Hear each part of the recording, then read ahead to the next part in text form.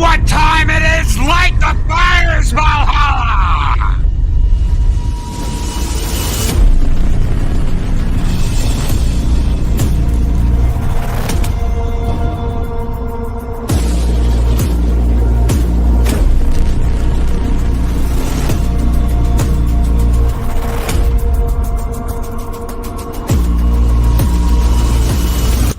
Welcome!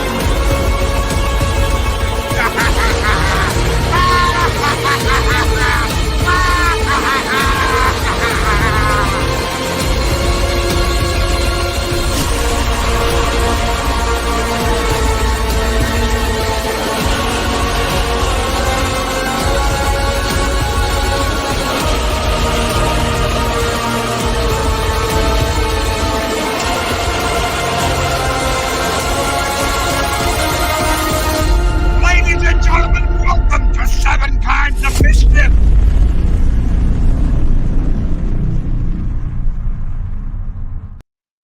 Someone's off his meds. Holy moly. Oh, greetings, one and all, and welcome to 7 Kinds of Mischief.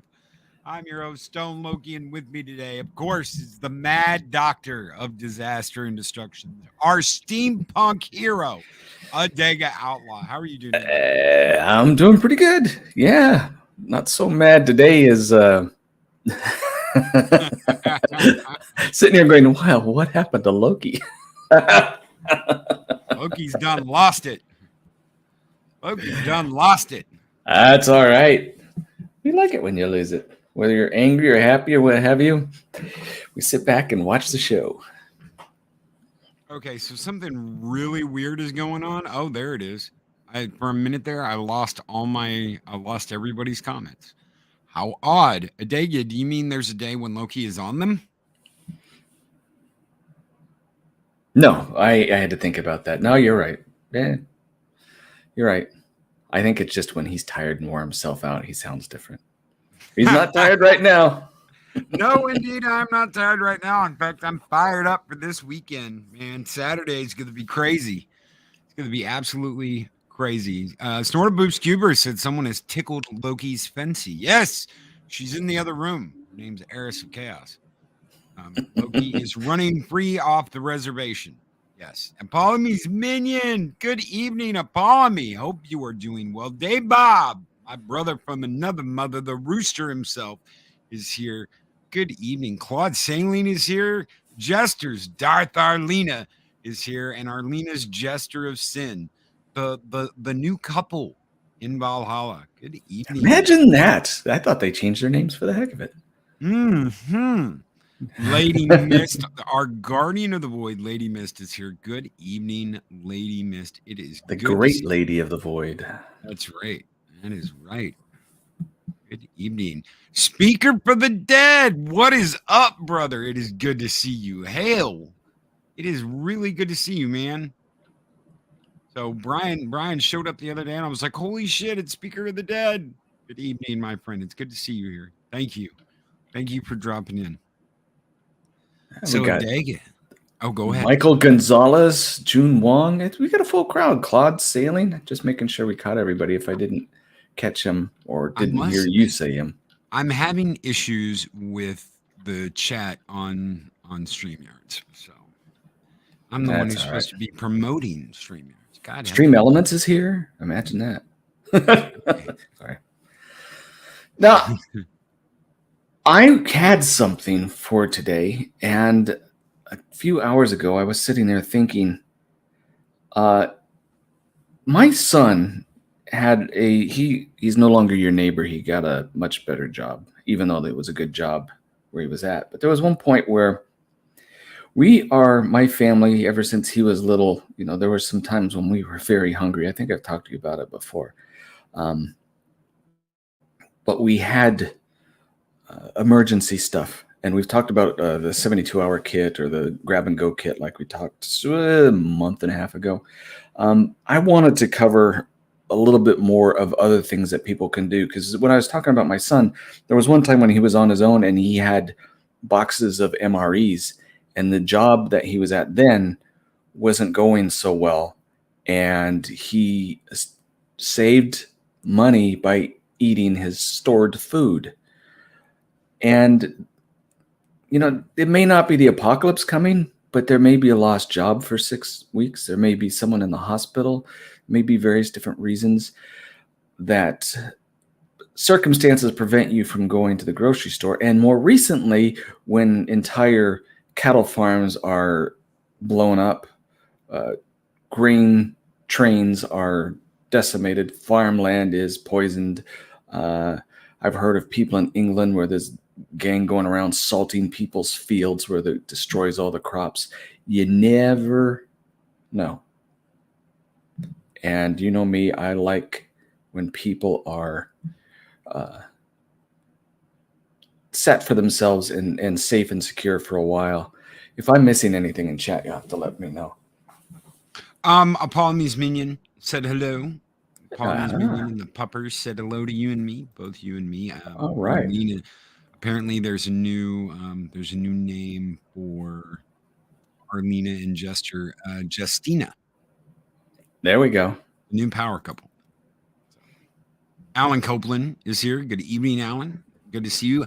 Mr. CCDB is here and says MREs are reason to have a fully stocked pantry. And a guy who I still think would be an awesome neighbor, Dean Krantz, is here. So yeah, I wanted to show you. It's going to be kind of quick, but I wanted to go over some sources of things that good places to get stuff that will keep for a very long time. Most food storage, canned food is good. But there are dehydrated foods tend to last quite a long time. Ideally, you want something to last more than 10 years. There are some that could last up to 25 years. But I gave, before the show, Chris Persia a link to 3 different companies that provide food. 2 of them, one of them is you're guaranteed you're going to get your stuff. The quality is suspect and the price is kind of high, but all of you probably know this. And if, Chris, it's okay, go ahead and pin them because you guys find out what's best for you, what's most enticing. But the first one I wanted to talk about is a group called Patriot Supply. You should probably, if you guys have been on some of the more conservative talk radio shows, you can hear them pushing this program. They sell... It's kind of like a poor man's MRE, or dehydrated foods, long storage foods. They come in packages of how many meals, how many calories. And their stuff is good. Not great, it's good. The problem with them is they have a lot of fillers in their food, and they cost about anywhere from 1/3 to twice as much as what you can get for better quality stuff elsewhere. Now, Chris, I see he posted that My Patriot Supply. They have a good website. You can go through there. There's a lot of things in there that you may find of value. Just know that it's a little bit pricey.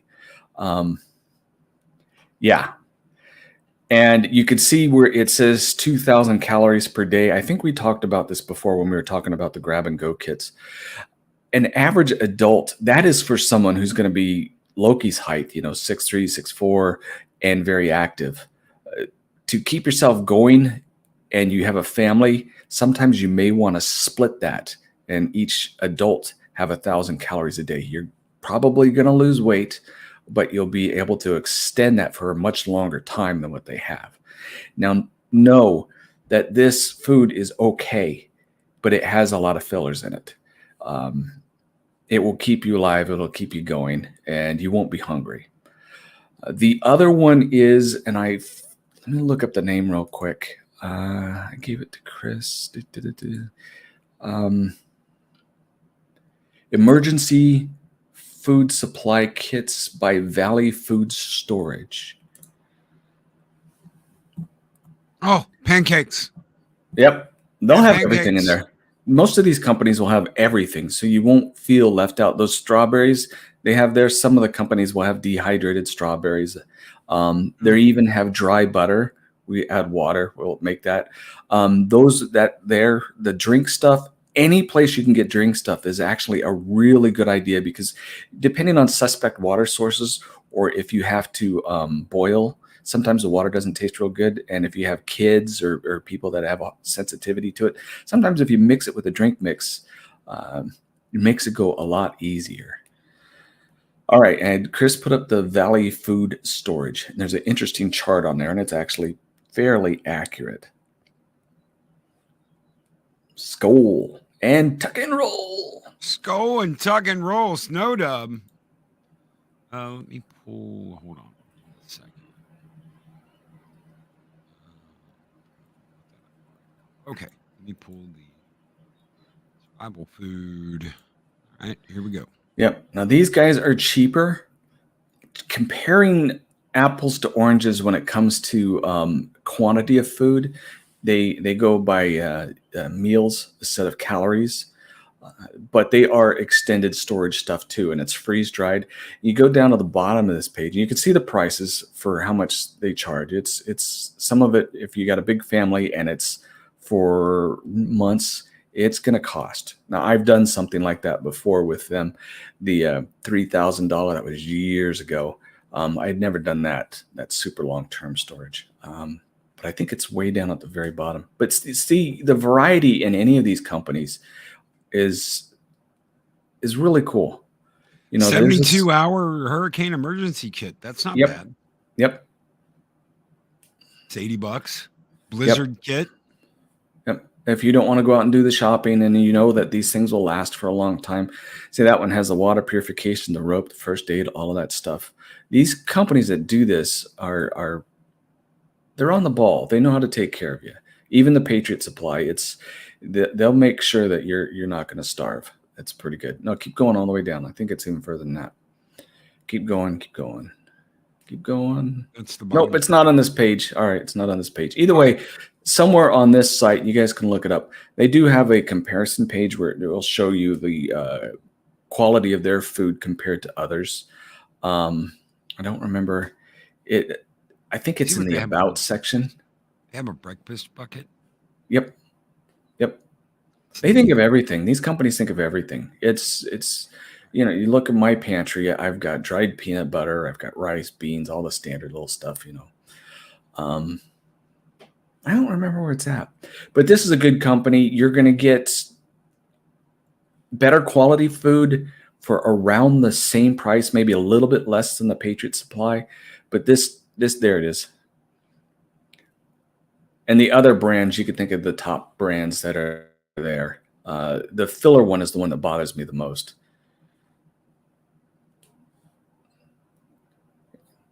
So it doesn't tell you exactly what the other brands are. Right. And they're not going to. There's legal reasons why they don't want to do that. You don't want to get it tied up in court. They just let you guys know that there are differences, and you can look it up for yourself to see what those major differences are. And I have a third source if you want to go ahead and put that, Chris. This one I know personally. These guys are awesome. It is, and I don't care what you guys think about other religions or stuff, but this is from the Latter-day Saints or the Mormons. And anybody who knows about Mormons, all the food that is in their stuff is grown on very controlled farms. They can their own stuff. It's an impressive operation. I've actually been and worked in one of the canneries. But the food storage, the thing about the LDS, they don't gouge on the prices. You're going to get about the same quality as you would from that food supply, but for half the price. And you'll see it when we're able to pull it up. Snowda Bass, where's the emergency wheat supply kit? That you're going to have to grow in your backyard, which is another thing too. One of these days I'll have to talk about having emergency seeds. Seeds keep for a very, very long time. If you reasonably have a reasonable plot of land, even if it's a few yards one direction or another, you can grow whatever you want.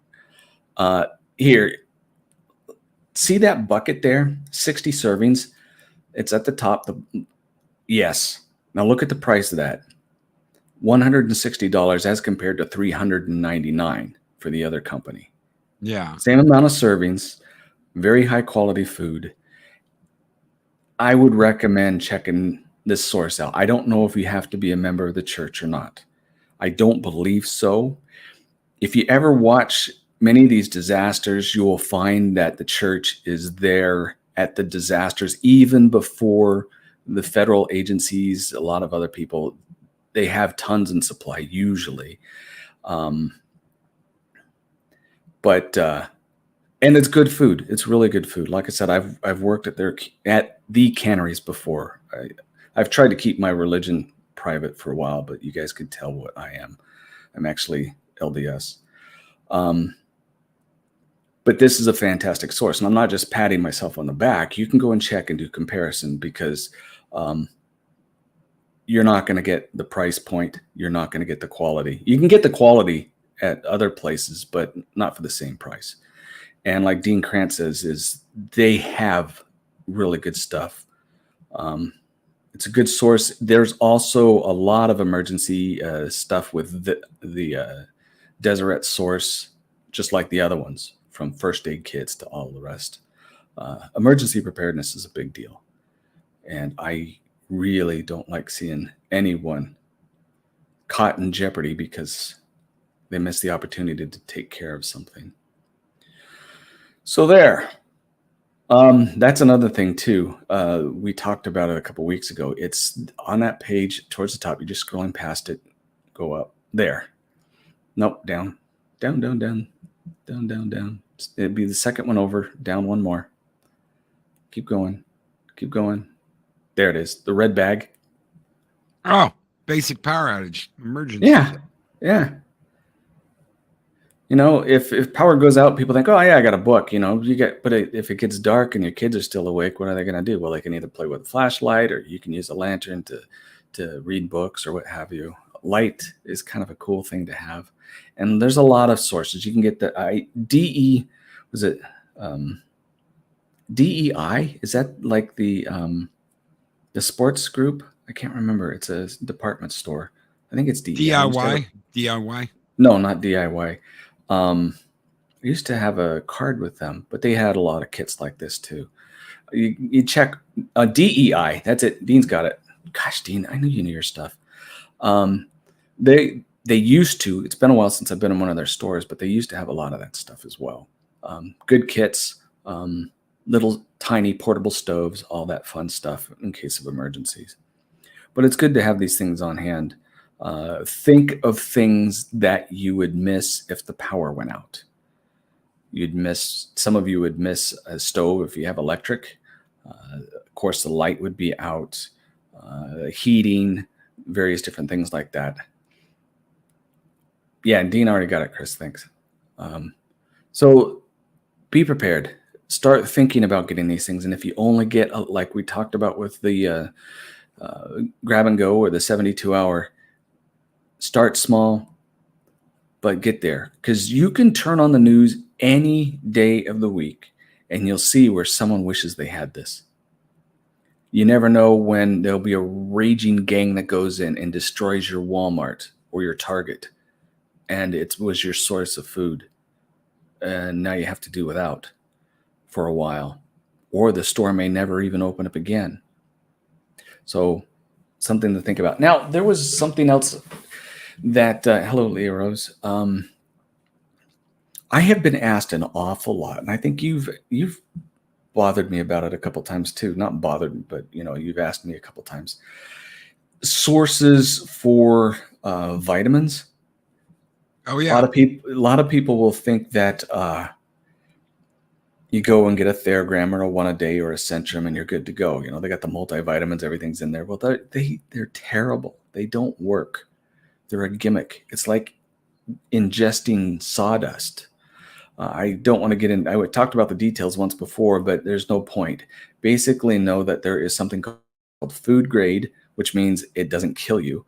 And there's pharmaceutical grade. Doesn't mean it has to be by prescription. It just means that it is of a quality that it says it is. And the pharmaceutical grade is what you want to get. Now, I am going to list you the best sources that I know in North America. And Chris could go ahead and put those down. One that I have dealt with for years, I've had it in my office, is orthomolecular. And you can find some of that through Amazon. There's other sources where you can get it. Some of it you cannot get unless a doctor tells you or can supply it for you. But Chris will have that link hopefully soon if he's still paying attention. Come on, Chris, snap to it. Let's go. Right. But orthomolecular, it's the quality is superior to just about everything that I know. The other one is, and I have the vitamin C right here in front of me, it's Anabolic Laboratories. And I think that one may be easier to get than the orthomolecular, but you want top quality where you get exactly what you want and it works better than anything else you're going to get. Yep. That's my stuff. I've used it, had patients use it for years. You can get these products. Talk with someone who may be able to help you know exactly what you need. That alpha base is pretty incredible stuff. So now that you know sources, but just even if you have to go to like a GNC or a Better Health or something, make sure they know the difference between food grade and pharmaceutical grade, and always get the pharmaceutical grade. You're going to pay a little bit more, but it is a process to make the good stuff. These vitamins and one mineral or a couple of minerals that you need to have on your shelves at all times. It's for illness, for radiation, for metabolism, for all of that. The first one, and everybody's heard me say it before, this goes along with your food storage or your 72 kits, if you can, your 72-hour or grab bags. Vitamin D3, that is probably the most important thing that you can have on your shelf when it comes to supplements. It will help you with just about everything. The second one is, let me go ahead and pull up my list so I don't forget any of them, because it's zinc. Zinc is a mineral that, think of it as like putting a turbocharge into your vitamins. It allows the cells to uptake everything and use it more readily. The third one is C. And the fourth one is, well, see, there's the liquid vitamins. Those are really intense. Those are really good from that company. But you can get it in tablets, but I recommend, no, don't use Nature's Way. Arlena brought up Nature's Way. No. It's better than Centrum, but not much. But this one is huge and nobody ever talks about it, is iodine. You can get iodine in drops that don't taste bad. You put it under your tongue, 1 or 2 drops. Mix it in with your tea. That's what I used to do. Put a couple drops in my tea. It is, one, it helps all of your endocrine system work a little bit better. But the biggest thing is if there is any type of poisoning in your area, like a derailed train or something, there's a radioactive incident, and all things scary, if there was a nuclear explosion, the treatment for it is iodine. So have those 4 always, and then you want to get your Bs and everything else. But there's PJ. Hey PJ, hope your allergies are doing all right. The Immumax, I've heard a lot of people. I never used it, but I've had a lot of people use it, and they said it was really good stuff. Hail PJ. Mitocore I have here in my house. So that's basically, this is part of your survival kit to get through hungry times, to get through sick times. It's important for me to know that you guys are trying and you're getting some things on your countertops, in your shelves. The zinc binder's good. But all of these some of them are for specific conditions where people have different allergies or different, there's different formulas for the same thing. Some of them are for specific disorders, if you got, Crohn's or various different things. And some of them are just general health to help you through. And then some of them are for people who are building, some of, bodybuilding, strength building. Some of them are for children. And the formulas do mean something. One big thing that happened, it was back in the 20s, 100 years ago, and they noticed this then, that the food quality that was coming out of the farms was diminishing because of over-farming. Since then, it hasn't been replenished like it should, and there's been toxic chemicals put into it. Where a healthcare professional like a chiropractor back then could do all kinds of wonderful things just by letting the person heal properly, getting their nervous system working. The human would snap back really, really quick. Now, part of the reason we have obesity and various illnesses is because the food quality is horrible. And a lot of people overeat simply because they're not getting the vitamins and minerals in their food that they're craving. And so they eat more, hoping, and it's instinctive, it's not deliberate, hoping to supplement that. And sometimes people lose a lot of weight just by getting a good supplement in their body. But also you could fight through many, many illnesses. You look at me, I'm 13 and a half years with a terminal cancer, still going, and I haven't had any of the medical profession work with me, except for some painkillers at one point. So yeah, this is all doable. I want you guys to be safe. I want you to be healthy. And these are things that, like I said, I have it on my own shelves at my house. So anyway, that's what I had for you. Instead of going through the darker thing that I had prepared, just watching the news of these poor people. You look at France, how there's the riots and things in Belgium where they shut the farms down. I don't want any of you to go hungry. I don't want any of you to go in need. And if there's any way that you can research these different companies and start supplementing for you, your family, or whatever, it would make me feel a lot better. So there you go. Before we get started on the next topic, Jester's Darth Arlena, who has been a member for 1 year, has gifted 5 Loki's Mornings of Mischief memberships. Thank you so very much, Arlena, for that. Alan Copeland was gifted a membership. Lord Thoth was gifted a membership. Snortapoopus. Oh, no, not Snortapoopus. He was saying hi to Bosch. Elijah Snow was gifted a membership. Percival, the Little Egg, was gifted a membership. And Just a Guest was gifted a membership. Welcome to Valhalla. The 5 of you, thank you so very much, Darth Arlena, Jester's Darth Arlena, for that. This one is just for you. A little welcome from the Viking Horde. Skål! Skål!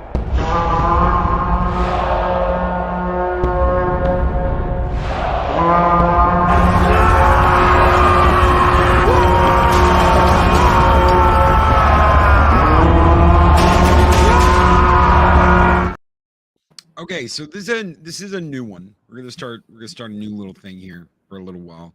I'm gonna read. What is it? These are all some of the biggest robberies that have ever been committed. All right. in the last 100 years. I didn't do it. And we're going to go more in depth into these, but these are the first two I want to talk about. And next week we'll go a little more in depth into them. So the first one was in 1997, and it is called the Dunbar Armored Robbery. 6 men robbed the Dunbar Armored Facility on Mateo Street in downtown Los Angeles, California, to the tune of $18.9 million. That comes out to about $35 million today. Robbery was orchestrated by Alan Pace, who lived in Compton, with childhood friends Eric Damon Boyd of Buena Park, Eugene Lamar Hill of Bellflower, Freddie Lynn McRae of Arleta, Terry Wayne Brown of Los Angeles, and Thomas Lee Johnson of Las Vegas, Nevada. It is the largest cash robbery to ever have occurred in the United States of America. While the group left almost no evidence, Hill was implicated 2 years later when he accidentally gave a real estate broker a stack of banknotes that were still secured in their original Dunbar armored currency straps. Oops. The broker contacted the police. Hill confessed, implicating the 5 other robbers and 3 other men who had assisted in laundering the money. Pace was sentenced to 24 years in prison in 2001. Boyd was sentenced to 17 years, and the other 4 robbers received sentencing ranging from 8 to 10 years. 2 of the men who assisted in money laundering were sentenced to 2.5 years.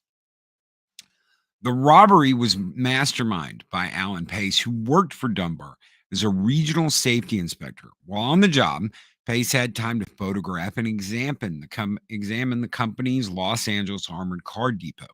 He recruited 5 of his childhood friends, providing them with detailed floor plans and camera locations, ski mask, pistols, a shotgun, and radio headsets.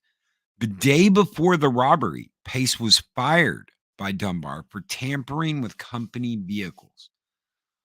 On the night of Friday, September 12th, 1997, the group of 6 assembled at a house party to establish an alibi before leaving, where Pace used his keys to gain admittance into the facility.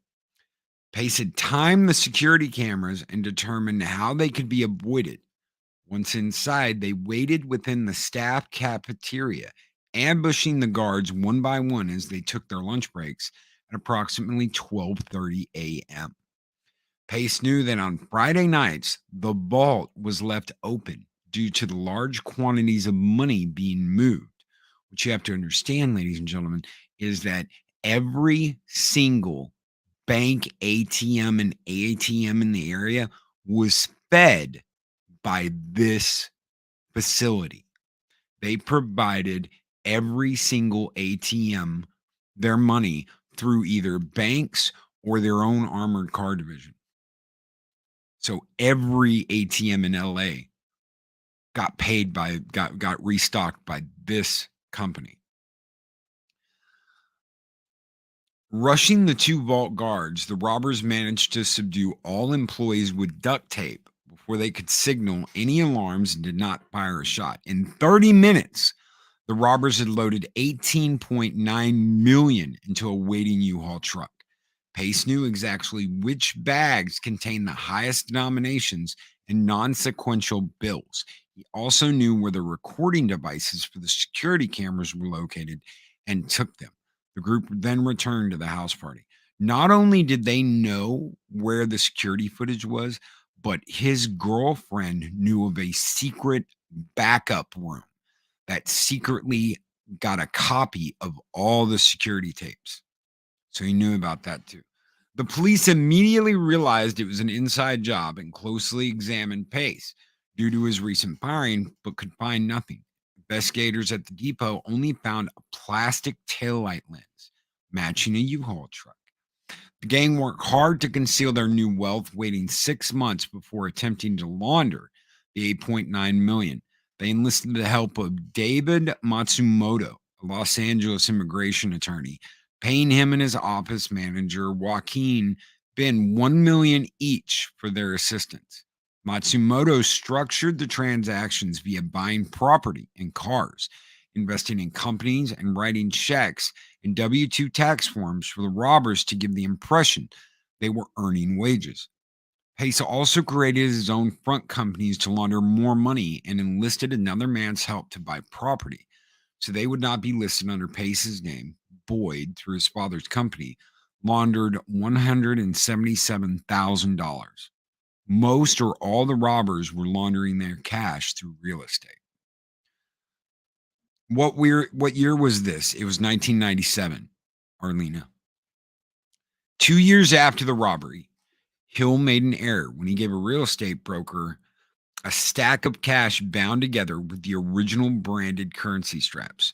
The broker then went to the police. Detectives noted Hill had rented a U-Haul on the day of the robbery, arrested Hill, and soon he confessed and gave the names of all the co-conspirators. Alan Pace, initially claiming innocence, was arrested and sentenced to 24 years in prison on April 23rd, 2001, and was incarcerated at a federal correctional institution in Safford until his release on October 1st, 2020. Another collaborator, Boyd, was sentenced to 17 years due to his use of a gun in a prior criminal record. The 4 others pleading guilty received sentences between 8 and 10 years. Matsumoto was also implicated, resigning from the state bar. He and Ben were indicted on 71 counts related to money laundering and sentenced to 2.5 years. Less than a third of the money was ever recovered, with some $13.9 million still unaccounted for. In September 2020, Charm City Kings producer Caleb Pinkett announced a film being made based on the robberies. So far, we don't have that film. It doesn't give all the information on this here, but one of the things that happened during the robbery was when they filled up the U-Haul. Pace and who was it? Who was the other one? It was Pace and Boyd. Pace and Boyd couldn't fit in the back of the U-Haul. There was money in the back of the U-Haul. They could not get back in it. It was as tall as they were. From front to back, they had stuffed that U-Haul with cash. So what they did was they went back into the building and got the keys of one of the guards that they knew had a brand new pickup outside. They got his keys, and Boyd made a mistake. He said something to one of the girls that worked in the cash room, and she was able to recognize his voice. But they stole his truck, and they used that truck to get back to their getaway vehicle, which they had taken along with the truck. So there were a couple of mistakes besides the U-Haul thing. They got caught. They got caught because they got stupid. You don't take obviously a shoebox full of cash to your broker and with the slips security still on the damn money. That's just Someone was a little drunk or overconfident. yeah. That was pretty dumb. It's always one little mistake, isn't it? Yeah. The other one that we're going to talk about here is the United California Bank burglary. Did you ever hear about this, Adega? I think so. When you get into the details, I'll remember more, but I'm pretty sure I have. So, a group of individuals on March 24th, 1972, broke into the United California Bank in Laguna Niguel, California, for the tune of $9 million. That would come out to about $65 million today. This was in cash, jewels, and they played it down. So,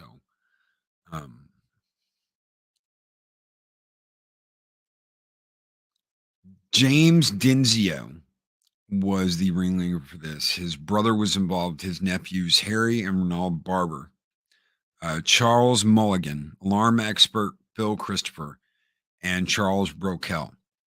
The Denzio crew was from Youngstown, Ohio, and Christopher Brokel were from Cleveland. Emil Denzio was the mastermind of the operation, but he worked closely with his brother James, an explosive expert and designer, fabricator of burglary tools. His brother-in-law, Charles Mulligan, was the driver and lookout man. The inclusion of Bill Christopher and Charles Brokel was forced upon Denzio by the person who clued him in on the score. Denzio reluctantly took Brokel along as muscle only, which proved to be a critical mistake. He had no skills needed to assist in any other way with the robbery, as he had nothing more and was nothing more than a petty thief. Brokel helped inside the vault to bust open safe deposit boxes. Christopher played a key role in disarming the alarm. The total stolen was estimated at nearly $9 million at the time. The gang gained entry to the vault by using dynamite to blast a hole in the concrete roof. While the burglary itself was executed perfectly, the thieves made the mistake of perpetrating a similar crime back in Ohio a few months later. The FBI linked the two burglaries, and their investigation of transportation records revealed that 5 of the gang members had traveled to California on a single flight using their own names. According to one of the burglars, this was a mistake. They had forgotten their fake IDs, and it was either go now or wait a day. And they said, "Fuck it, we'll just go now." And they did it without their fake IDs. If they had had their fake IDs and they were able to get past everything, they would have been in the clear. There would have never ever been anything tied to them. So one little mistake. A 6th man, James Denzio, arrived on a separate flight the day before the crime. They also learned of the townhouse used as an HQ, which had been rented by the Barber brothers. A search initially found nothing until the dishwasher was checked. The burglars had forgotten to run the dishwasher before returning to Ohio, and the recovered fingerprints permitted federal arrest warrants to be issued. This led to the arrest and conviction of all the burglars, along with recovering only some of the money. Earl Dawson, who assisted the police and testified against the gang, was offered money by his brother Harold Dawson to influence his testimony. Earl Dawson was placed in the witness protection program, as was Charles Brokel, who testified against his co-conspirators in exchange for immunity from prosecution. Accounts of the burglary investigation have been shown on True TV and Investigation Discovery. Denzio's book, Inside the Vault, which I do suggest you read, it's absolutely awesome, was self-published in 2014 with the assistance of his daughter. The 2012 movie Super Thief discussed Christopher's knowledge of alarm systems and his role in the planning and execution of the burglary. Do you know how they got past the alarm, Adega? The old movies say they cut the power, but I don't know. They filled the alarm box with a foam that hardened so that the camera couldn't come down on the bell. Yeah. It was that simple because it was an old alarm. The incident is used as the basis of the 2019 movie Finding Steve McQueen. All the President's Money, the 2020 premiere of NBC's Super Heist, featured the United California burglary, with Denzio recounting his story that the bank was targeted to recoup contributions from Jimmy Hoffa to the 1972 Nixon campaign by stealing a slush fund. Denzio was portrayed by Bill Allen, and the FBI agent Frank Cayley was portrayed by Sean Hatfield. If you ever get a chance to watch this, they knew that Nixon's money was there.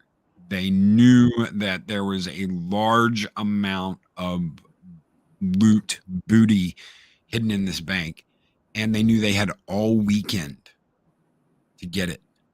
The bank would close Friday. No one would show back up until Monday morning.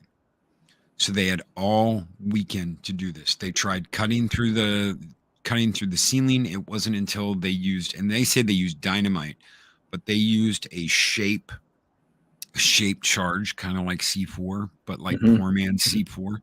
Yep. and it was like a nitroglycerin putty. Yep. And they blew through the roof with that, and they had covered the top of it with sandbags, so that when it blew, it all blew down, and it was very, very quiet. It didn't shake anything. It was all really, really quiet.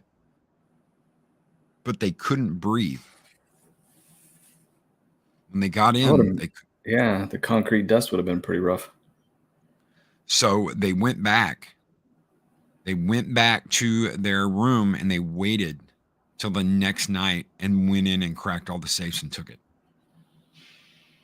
It's really crazy. It's a really crazy story. I story. didn't know about that. I thought I had heard of it, but I'd never heard of it. So this was to steal Nixon's millions, because they knew there was a lot of money there. And there was a lot of money hidden. And I'd use thermite that would cut through anything. Badass. So they were really smart until they weren't. All it takes is one mistake. Washing dishes.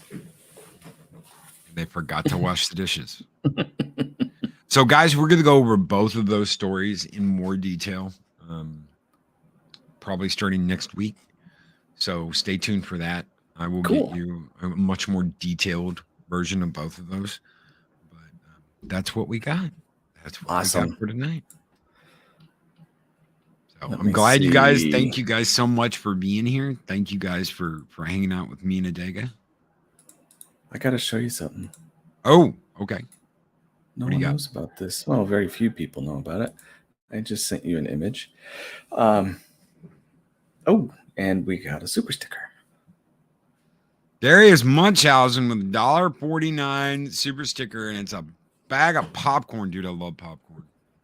Oh, I was just thinking that the other day, and you were mentioning it on one of your morning streams, that this is what we used to find entertainment for in TV, but no longer.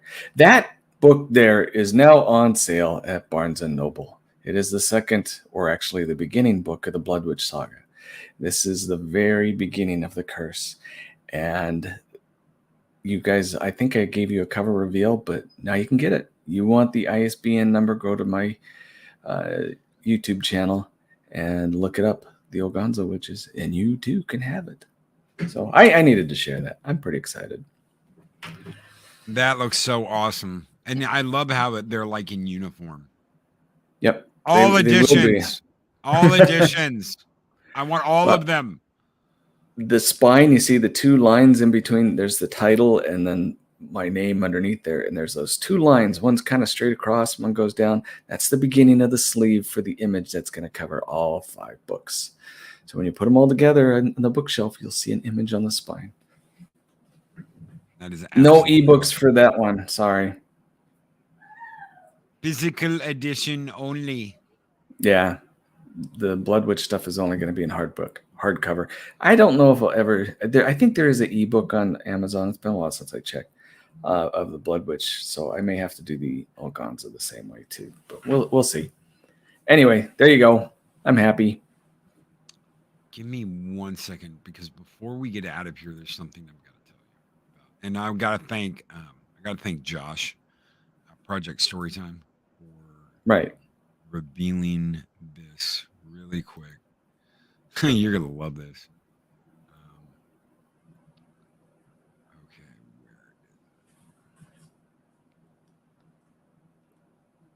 so there's a gentleman that sent a letter to the Tolkien estate, saying that he had written a follow-up to Lord of the Rings. Yeah. And this 8-book series. And he heard nothing back. He sent them another request to collaborate with the Tolkien estate with this book series that he had written. And they flat out refused. He sent his manuscript. He followed up and sent his manuscript, and they turned him down. And he said, okay, if you'll please send me the manuscript back, what I'm going to do is I'm going to turn these stories into my own work. And change the names, change this, change that, and I'm just going to make my own work out of it. Okay. These books Just are Brandon being Swanson. sold. These books are being sold on Amazon, right? Oh, so this gentleman, along with his lawyers, are now suing Amazon for $250 million. Would you like to know why, Adega? I know exactly why. It wasn't Brandon Sorson. I do know what this story is. You want me to tell him? Oh, go ahead. Rings of Power. Rings of Power. They They used images. It. Oh, my word. They used images. And here's the damning part of this. They took direct text and just copy and pasted that shit. They didn't even bother changing the wording. They just copy and pasted the text over and put it in their script for Rings of Power. Yep. 4 of the 8 episodes have chapters taken directly from his book and turned into dialogue in Rings of Power. Half of the episodes. Yeah. So some of the writing staff is some guy who thought he could write like Tolkien, but it turned out was not anywhere near. It's so funny. I hope Amazon loses big time. So do I. You shouldn't be stealing people's stuff. And it's someone that they have his books in their store. Right. And he wasn't even that good of an author. No, obviously not. But guys, we're out of here. We're out.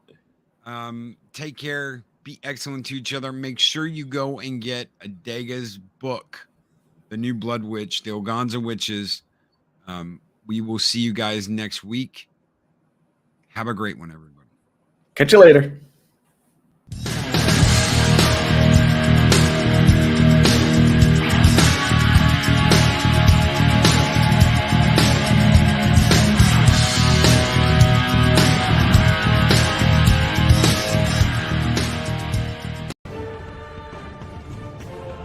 These videos are tremendous. Like, comment, and subscribe, and hammer that notification bell.